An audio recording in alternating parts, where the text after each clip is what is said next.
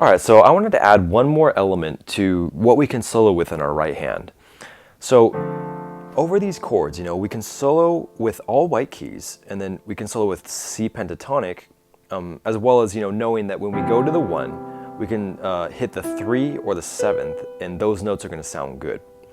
But, what we haven't really gone over up until this point is all these notes that we've been playing with our right hand for these chord voicings. Because what you can do is you can actually use these notes here, and you can solo with them. Use them as guideposts to know which notes you should land on when you go to this chord. So all of these notes that you see in your right hand for this 2 chord, you can use them just to solo. Like, so if I was using this on the 1 chord,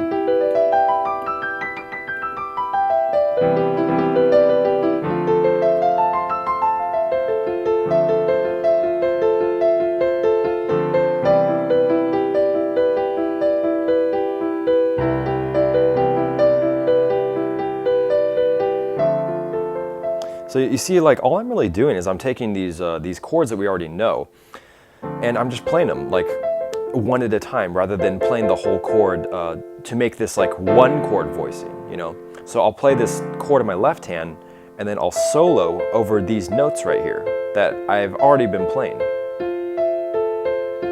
And you can do the same here for this C chord.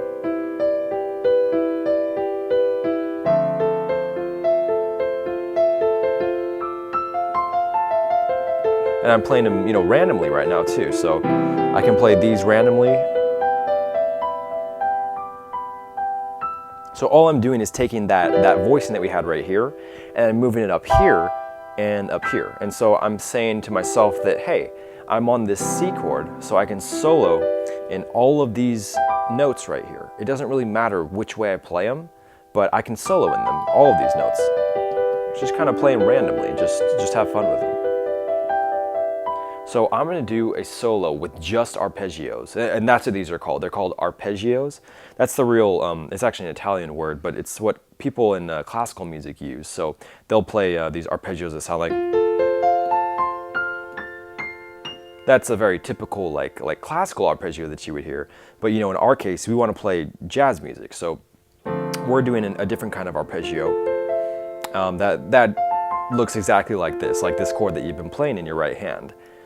So I'm going to do a solo with just arpeggios, and I'm only going to use these notes when I get to the 2 chord, and then I'm only going to use these notes when I get to the 1 chord. And so this is what that would sound like. So if I was just soloing with arpeggios.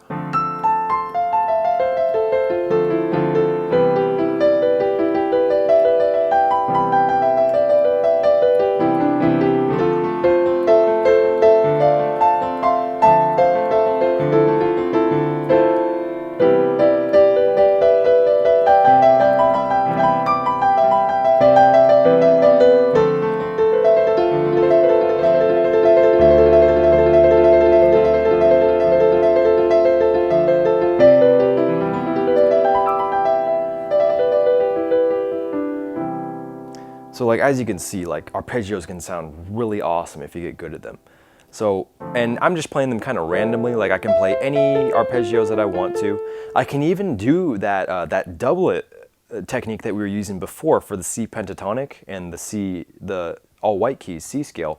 And I can use this as my scale, right? So think of it as like a 4-note scale. So I'm gonna do those doublets. So I'm gonna play only these notes here, and then I'm gonna skip 1 note. So I'm skipping this note, and now I'm skipping this note.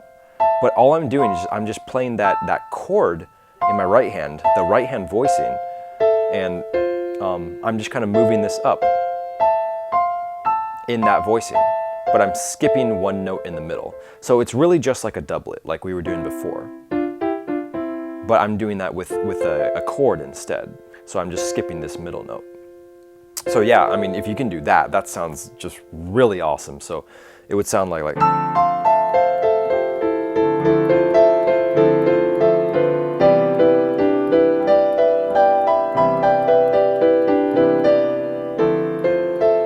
but you gotta practice that a lot to get good at it. So for now, the only exercise I would really do would be to take these arpeggios and then just do this 1, 2, 3, 4, you know, 4 beats with your left hand, and then just play that arpeggio with your right hand. So just go.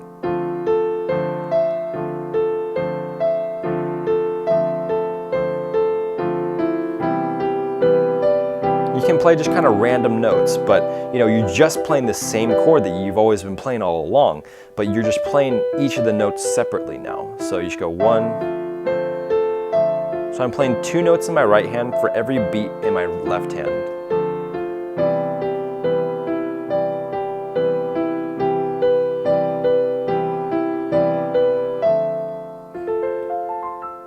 So those are just some ways that you can use arpeggios to really enhance your playing. And I'm going to go more into depth with them in the next lesson, and then we're just going to bring this all together in lesson 15.